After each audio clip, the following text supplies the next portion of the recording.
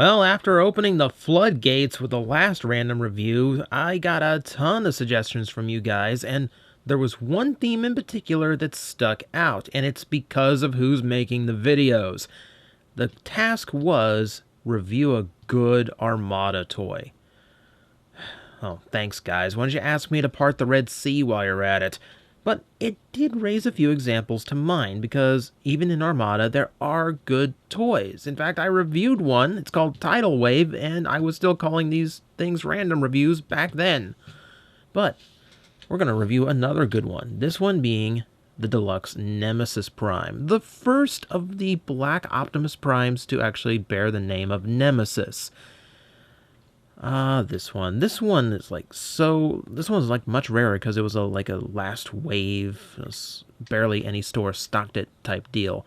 So it's a little bit more interesting than just reviewing the Deluxe Optimus Prime that came out. You see, boys and girls, quick history lesson.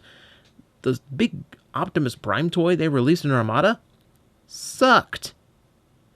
It focused everything on its electronic and motorized gimmicks, which means as an action figure, it did not have much action at all. The designers, knowing this, created a Deluxe Optimus Prime that was lovingly referred to by collectors as Bendy Prime because it had high articulation for the time.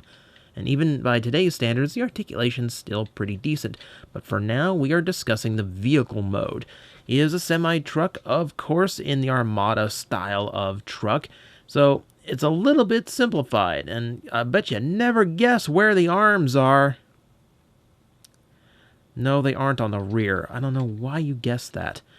But as you can see, he is a very evil-looking semi-truck.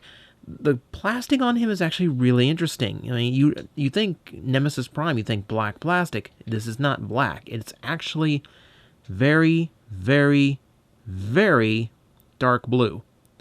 It's really hard to pick up on camera. It's hard to see in person, but there is a blue tint to it, just like there is a tan tint to this plastic, as well as the grille, where traditionally these would be gray on any Scourge or Nemesis Prime. In the early and mid-2000s, Hasbro hated releasing anything monochrome. It had to have as much color as possible. So it couldn't be straight up black, it had to be super dark blue. They couldn't include gray parts, they made them beige. You were only allowed like 2 different shades of like neutral colors. It was really, really weird time. That kind of changed these days, thankfully, and they just kind of release whatever looks best. But here, it doesn't look too bad. He's got the red windshields. It's a little bright, but you know what? It's Nemesis. It works. The headlights, same color, silver for the bumper. That all works, and as well as the floodlights up top. And a little bit of teal here on the sides. I really wish there was some stripage or like a trim outlining his vehicle mode somewhere other than just this, because that really does kind of harken back to RID's Scourge. But no, it's pretty plain after that. There's like nothing in the rear of the vehicle at all, which is really kind of unfortunate. But we can spice that up a little bit if we introduce his Minicon partner. Now on the Deluxe Optimus Prime, this was Overrun, but now it's the Nemesis Prime version, which makes this guy run over. It's a jet named Run Over. I'm gonna let that sink in just for a little bit there. Okay, yeah, this is one of the stupidest names I've ever seen. But as a jet, he's not bad. He's in the same beige plastic, and he's a little simplified, but I like him for what he is. The necessary details are there. He's got thrusters in the back. He's got his cockpit painted in the same red. He makes a good match set with Nemesis. And you know the neat thing? He actually has landing gear, including a little tiny one that folds out from the front. And it amuses me because there's no wheel on that front landing gear, but there are these things on the sides that look suspiciously like the landing gear, so it's like he has like 5 wheels going on here. Weird jet. But we will fold the landing gear up. We will flip out the handle for him and raise the fins, the wings, and that forms his gun mode. Yeah, it's a very plain, simple gun mode, but trust me, it does count. And there's a peg hole in the back, so the gun can be mounted on the back of Nemesis Prime. This is to make up for the fact he has no trailer.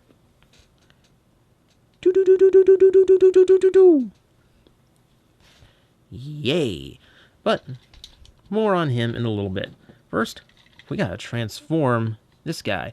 I will say, getting him into vehicle mode, not fun, because the mold, oh, man, this is, hang on, the grill is, like, really fighting me here.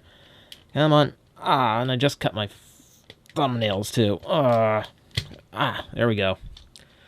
The mold was starting to suffer some degradation about now. This was like one of the most heavily produced molds in Armada, and especially because they made like 3 different versions because they kept getting decals wrong and whatnot. They kept changing paint apps. They forgot an Autobot symbol on Optimus Prime. Go figure. But it did prompt a lot of extra runs of the mold, which prompted a lot of degradation on this version. Something you'll notice, this thing will not stay in no matter how many times I put it back. Watching the review, count how many more times it pops off from here. Just that. And then we'll separate the legs out first so it's a little bit easier to pull them out. Man, these are really tight. Fold the feet down. And behold, the evil clone of Optimus Prime, Nemesis Prime, in his full glory. And he does look quite nice. Like, I gotta give them credit. Like, the Deluxe Prime mold was easily one of the best in Armada to begin with. And then, well, and there it goes again. If we can balance him correctly here. He looks nice. I really, really dig this guy. Close-up of the head, so I can get a good thumbnail of it later. And it is proper Nemesis Prime / Scourge. Red eyes, a little bit of teal on the helmet. It looks like an evil Prime because that's what he is. I do wish he had a little bit of the trim around the helmet, like doing up the edges the way that was on Scourge. But, you know, it's a much smaller toy, so I don't really expect that too much. But as we can see, he's done up very nicely. There's a little bit more silver exposed here on the chest, and there's plenty of red decals now added in. I keep saying decals, they're paint apps. I don't know why. I'm in a weird mood, I haven't slept. Don't judge me. You can see the teal from the vehicle mode became the bands around the arms, and the same teal trims down the legs. And this is kind of where the Scourge kind of holds together a little bit, because that trim, those lines of teal, of the metallic blue, that's what I identify as Scourge's traditional color scheme and his paint pattern. So that was really cool to see. And there's a few touches of it here up the arms and up at the shoulder too. So the detail work on him is really nice. You want another nice detail? Flip this down, and he actually has a matrix annex inside. It is empty. If you've seen the end of Armada, there might be a reason for that, but it's just a leftover from the molding. He has no actual matrix. Let's see. So we need to show articulation, I guess. And there's one point I'm saving in particular, but for now we'll go with universal shoulders. Very nice range of movement, and there's number 3. Number 3. You've also got a wrist, not a wrist. It's an elbow. I haven't slept. The elbow does bend inward a little bit, and it does rotate. It is a ball joint, so it does have some good motion. The elbow is not very well bent. It does not reach 90 degrees, which kind of bugs me and makes a few poses a little less than desired, but it's not too bad. It's better than what the other one could do. Wrists does rotate and swivel. We have ball-jointed hips, which this was a huge improvement over the actual super, like, big Optimus Prime. Unfortunately, it does not go forward very much. That's a real detriment to the toy. On the upside, they did remember to put panels on the side that could fold up, and on the back, number 4. he can fold that up and give him more range to move his legs backward. What keeps them from going forward is this molding here in the front for detail, which is really frustrating. Ugh. And then he also does have a knee joint, which again does not make it to 90 degrees. But he does have an ankle tilt in all directions, so he's got that going for him. You know, by today's standards, it's pretty average articulation, but back then it was enormous. The one thing I do account for, because of the mold degradation, his head is on a ball joint, but it does not like to go into some positions. And you think that's bad, like the Ultra Magnus version they did later on was even worse. I'm trying not to use this hand because I scalded it earlier.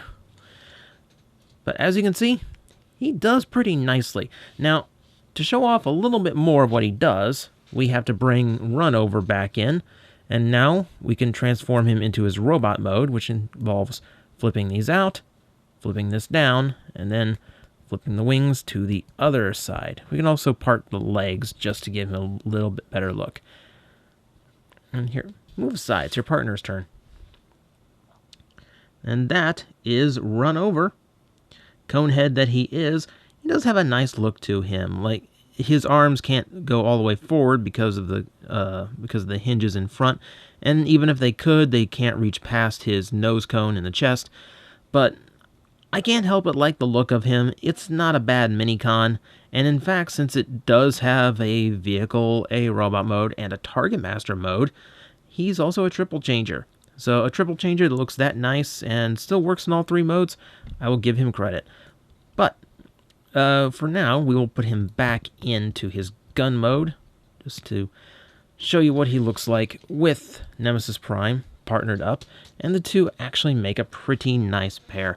I think that Overrun/Runover was a brilliant idea to go with him. The jet, it gives him a nice bit of variety, big vehicle for the road, and a little vehicle for the air.